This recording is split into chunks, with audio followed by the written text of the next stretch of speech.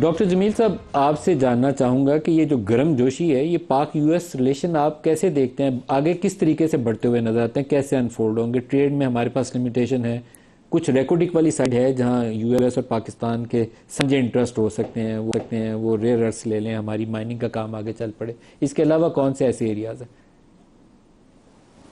देखिए, जियोपॉलिटिकल तनाजुर में भी तो उनका इंटरेस्ट है ना, क्योंकि आपको और हमें सारों को इल्म है कि यूएस का इस वक्त जो कलीदी फॉरेन पॉलिसी का नुकता है वो चाइना कंटेनमेंट भी है, क्योंकि Pakistan is navigating it very very carefully and that we are observing it, because pressure तो आएगा हर लिहाज से। अगर ये कहा जाए कि प्रेशर नहीं आएगा, डिप्लोमेटिक प्रेशर की बात कर रहा हूँ, नहीं आएगा, तो मैं समझता हूँ कि वो हम अपने नाजरीन को के साथ इंसाफ नहीं करेंगे अगर हम ये बात एज एन एनालिस्ट इसके सामने इसका इजहार न करें।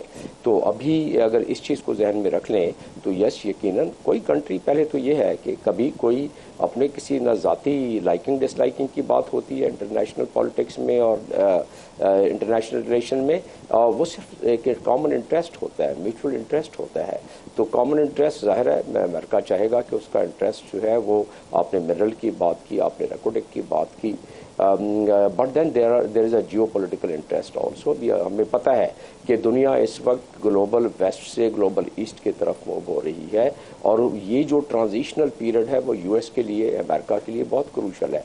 अमेरिका अपने हाथ से पूरी दुनिया की इकोनॉमी, अपने हाथ से पूरी दुनिया की ताकत जो कि वो है, इसमें तो कोई शक नहीं, उसको हाथ से नहीं जाने देगा। हमें इस चीज़ का इल्म है कि चाइना और रशिया दोनों मिलके स्पेस वेपनाइजेशन में उस स्टेज पर पहुंच गए हैं, और इस पर रिपोर्टें मौजूद हैं कि जो तकरीबन अमेरिका की पैरेलल आ रहे हैं, और दुनिया के आने वाली जंगें जो हैं वो स्पेस के ही ज़रिए लड़ी जाएंगी।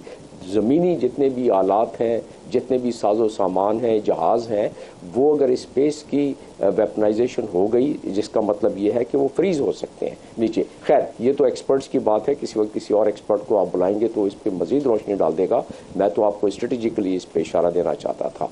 फिर हम आ जाते हैं कि चाइना अब 10 साल पीछे है। ये डोनाल्ड ट्रंप भी कल बात कर रहे थे कि अभी सारी दुनिया हमसे 20 साल पीछे, आज बात की उन्होंने, लेकिन मैं समझता हूँ कि 10 साल चाइना पीछे है, चाइना और रशिया मिला के। तो इस 10 साल का बड़ा क्रूशल पीरियड है पाकिस्तान की डिप्लोमेसी के लिए, पाकिस्तान की जियोपॉलिटिकल पोजीशनिंग के लिए, हमारे लिए भी क्रूशल है, इस खित्ते के लिए भी बड़ी क्रूशल है, क्योंकि ये बात मानना पड़ेगा। ये और बात है कि 57 जो OIC की कंट्री है, जो टूथलेस है, जिसने कभी कोई अपनी जिस मकसद के लिए बनाई गई थी वो मकसद पूरा ही नहीं किया, अगर वो मुत्तहद होते नेटो की तरह तो आज दुनिया का मंजरनामा दूसरा होता। लेकिन एक एक करके इन तमाम जो हुक्मरान है और जो हाकिम है और जो सरबराहान है, ज़्यादातर उनको इस नहज पर पहुंचा दिया गया है। उसके बहुत सारे फैक्टर हैं कि वो कोई ऐसी चीज़ जो कि अमेरिका और उसके एलाइज के इंटरेस्ट में हो वो करने के काबिल रहे नहीं। वरना मैं आपको बताता चलूँ, मेरे पास कैलकुलेशन है, मैंने थोड़ी देर पहले एक रफ कैलकुलेशन की है। 57 ममालिक का बजट 250 बिलियन है, डिफेंस की बजट की मैं बात कर रहा हूँ टोटल मिला के। और अगर आप सिर्फ इनके जो ये कंट्री GCC और इसके इर्द गिर्द वाले कंट्री हैं, 112 बिलियन इनका बजट है।